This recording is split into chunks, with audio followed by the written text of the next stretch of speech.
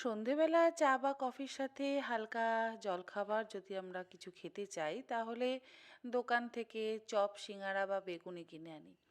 আমি বলবো এই অপশানটা আপনারা অবশ্যই ট্রাই করতে পারেন। ডিমের পকোড়া, আর বাচ্চারাও খেতে কিন্তু ভীষণ পছন্দ করবে। 4টে দেশি মুরগির ডিম আমি সেদ্ধ করে নিয়েছি। দেশি মুরগির ডিমের বদলে পোলট্রির ডিমও ব্যবহার করা যায়। আর আলুগুলো গ্রেটার দিয়ে গ্রেট করে নিয়েছি।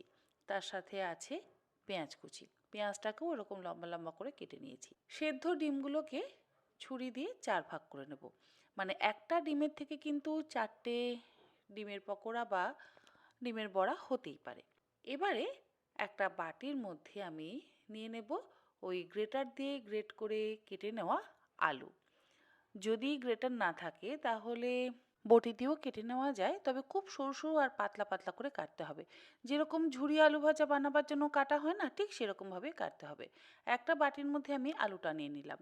আর নিলাম দুটো লম্বা করে কুচিয়ে নেওয়া পেঁয়াজ, তার সাথে 3টে কাঁচা লঙ্কা, এক মুঠো ফ্রেশ ধনেপাতা। এবারে এর মধ্যে দিয়ে দেবো স্বাদ অনুসারে লবণ। লবণটা দিয়ে না খুব ভালো করে মাখতে হবে।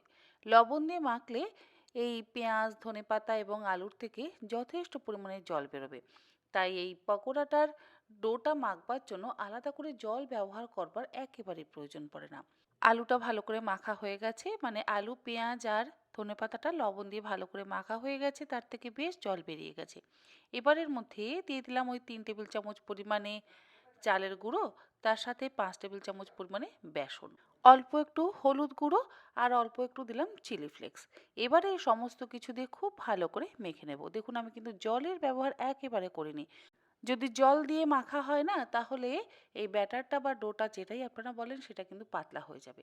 এবারে হাতের মধ্যে ওই ব্যাটারটা কিছুটা পরিমাণে নিয়ে তার মধ্যে আমি ডিমের একটা টুকরো দিয়ে গোল করে নিলাম।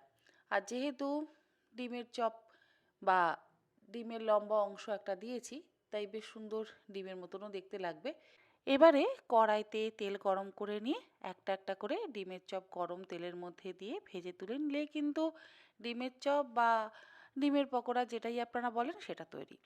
কখনো পেঁয়াজি বা কোনো পকোড়া বানাতে গেলে, বাঁধাকপির পকোড়া এই ধরনের পকোড়া বানাতে গেলে না লবণ দিয়ে মেখে নেবেন, তারপরে বেসন আর চালের গুঁড়ো মেশাবেন, দেখবেন আলাদা করে জল ব্যবহার করবার একেবারে প্রয়োজন পড়বে না। তৈরি হয়ে গেছে মুচমুচে ডিমের পকোড়া। এইভাবে সন্ধেবেলা স্ন্যাক্স হিসেবে আপনারা পকোড়া বানিয়ে খান, দেখবেন আপনাদের ভীষণ ভালো লাগবে। রেসিপিটা কেমন লাগলো অবশ্যই জানাবেন।